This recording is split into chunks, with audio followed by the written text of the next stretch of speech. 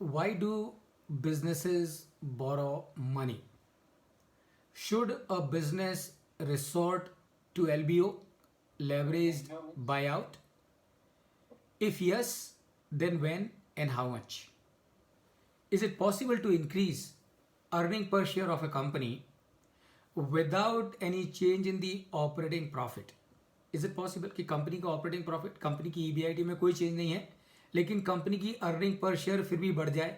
क्या ऐसा संभव है? Is that possible? Yes. What is the relationship between EBITDA, capex, and borrowing capacity of a business?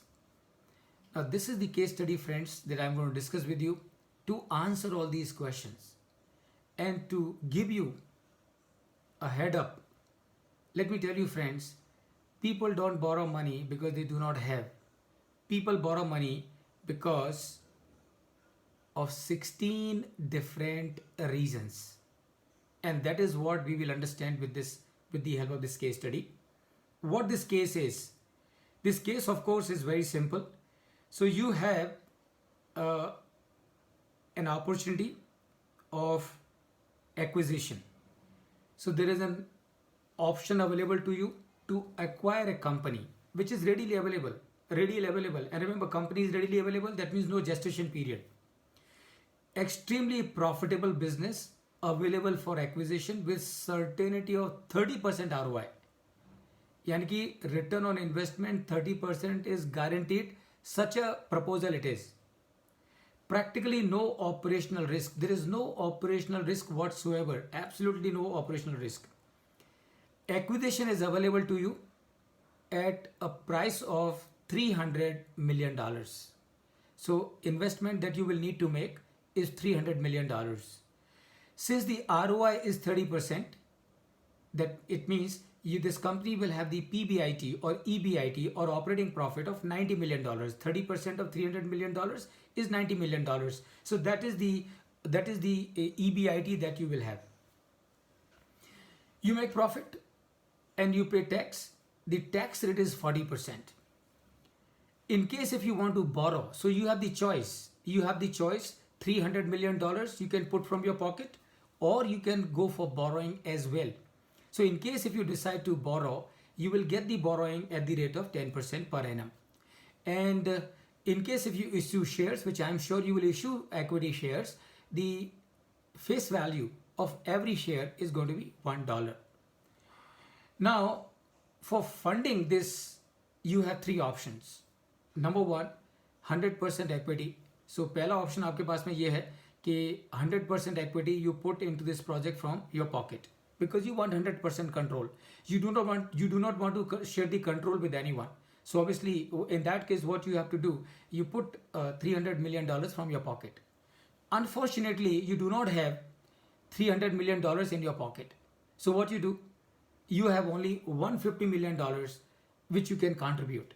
But you still want to go for this project, go for this acquisition. So what is the second choice that you have? Second choice that you have, put $150 million from your pocket and get $150 million from a friend of yours. That means bring the friend on board. He would contribute $150 million as equity. You will contribute $150 million as equity. And this is how you will do this acquisition. Option number 3 is to go for financial leverage.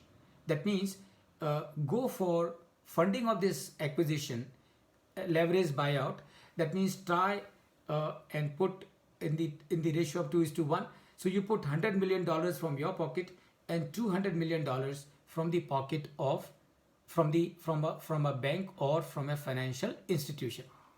So the question in this case study that you have to answer, that out of these three options that you have of funding this project, which option will you prefer? 100% equity from your pocket, or 50% from your pocket, 50% from the pocket of your friend, or put $100 million from your pocket, $200 million from a bank, and this is how you will fund it. So which option will you go for and why? And this is the question that you have to answer, and you have a time of just 1 minute. And not only you have to give me the answer which option, but you also have to give me the answer as to why. Everyone.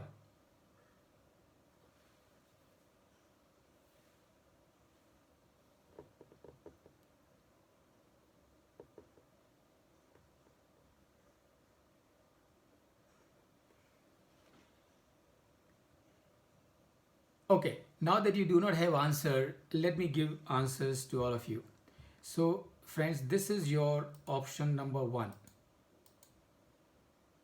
This is your option number one, plan A. So project cost is $300 million and you have decided to put 100% equity from your pocket. So $300 million you will put from your pocket. So every share is going to be a $1. So $1. So you will have the number of shares also 300 crore, 300 million. You're not putting any debt. So debt is going to be zero because it's 100% equity financing. Operating profit is going to be $90 million. I have told you 30% ROI. So EBIT is going to be $90 million. You're not taking any debt. So there is no interest cost. So PBT is $90 million because there is no interest cost. So PBIT and PBT are going to be same. Tax rate is 40%. So you will end up paying a tax 40% of $90 million, which is $36 million. And your PAT is going to be $54 million. So $90 million, that is your PBT, minus the $36 million, that is your tax amount. So your PAT is $54 million. And $54 million divided by 300 million shares. And so your earning per share becomes 0.18. Your earning per share becomes 0.18. Return on equity becomes 18%. And return on capital employed also becomes 18%. Please remember, in case if a company does not have debt in its capital structure, its return on equity and return on capital employed are going to be the same, right? Isn't it? So if the company does not have debt into the capital structure, its return on equity and its return on capital employed are going to be same. This company does not have a debt, and therefore the return on equity and return on capital employed are same, that is 18%. Second option is also same. There is no difference. Only difference is in the first option, you are putting $300 million from your pocket. In second option, you are putting $150 million and friend is putting $150 million. Ultimately, the whole acquisition is being funded through equity only. So there is no difference.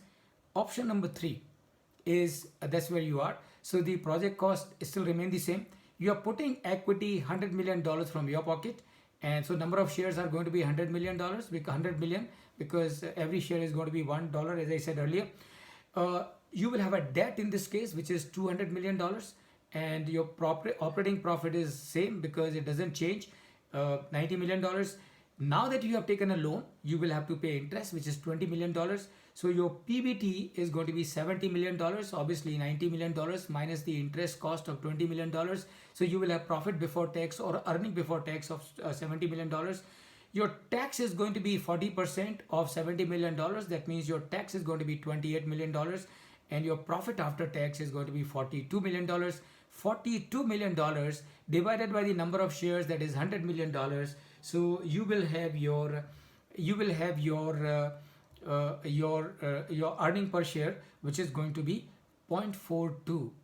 0.42 per share is going to be your EPS. Your return on equity, of course, is going to be 42%, and your return on capital employed is going to be 21%. I'm sure, friends, you can see clearly. You can see clearly the difference, major 3 difference behind people going for debt. The reason number 1, when you borrow, your earning per share increases. Reason number 2, when you borrow, your return on equity increases.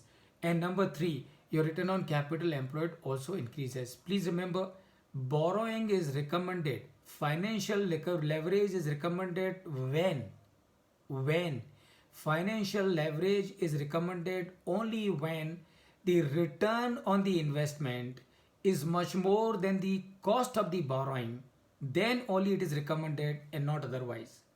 So given that return on investment is more and the cost of borrowing is less, the additional return goes for whose benefit? The additional return goes for the benefit of the shareholders, of the investors. And that is how the earning per share goes up. That is how return on equity goes up. And that is how a return on capital employed also goes up. But remember, it doesn't stop there. it doesn't stop there. There are many benefits. And what those benefits are, let me share them with you. Number one, 100% control with one-third investment. Number two, unlocking of $200 million for other projects. Number three, satisfaction of owning more assets with less capital. Right? So you are putting capital of $100 million, but you are owning assets worth, or your company is owning assets worth $300 million. So that is the benefit number three. Benefit number four, control on three companies instead of one. You put $300 million into one company, you have a control on one company. You put $300 million, $100 million in three companies each, you have a control on three companies. Benefit number four, flexibility of financing. So you bring a friend as an equity holder, you cannot ask him to go whenever you want him to go. But if you borrow money, you repay the money and you can ask the bank to go away anytime. Saving of tax. So I'm sure you must have noticed when the company was funding the project with the equity, they were paying a tax of $36 million. And when the company was going for the debt equity ratio funding, they were paying a tax of $28 million. So that means by borrowing, they are paying interest, and by paying interest, they are saving a tax of $8 million. So when you borrow, you pay interest and you save on tax. Benefit of diversification. You put $300 million into one company, no diversification. You put $300 million into three companies, you have the benefit of diversification. Risk reduction. So obviously the diversification will automatically result into risk reduction. You put $300 million into one company, that company sinks and you are finished. You put $300 million into three companies, one company sinks, you still have two companies. Two companies sink, you still have one company. So the eighth benefit is risk reduction. Number 9, higher earning per share. I'm sure you have seen directly, and I'm sure you will remember higher earning per share would mean higher market price of the share on the stock market, and higher market price on the stock market would mean higher wealth for the shareholders. Higher return on equity, you have seen. Higher borrowing reduces the average cost of capital, because borrowing is always cheaper than the equity. So when you bring in cheaper source of financing in your capital structure, the overall cost of capital goes down. So the borrowing reduces the average cost of capital. Number 13, borrowing improves the return on capital employed. You have seen it. Assets brought through borrowings, good hedge against inflation, benefit of assets appreciation, and running business with others' capital.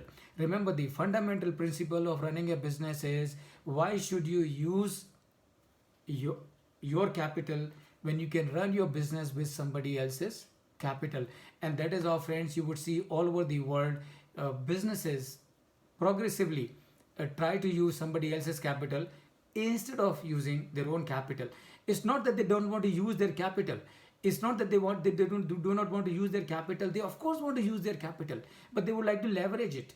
Instead of putting all money into one company, they would like to put that money into 10 companies and bring debt from elsewhere, so that they have a control on 10 companies.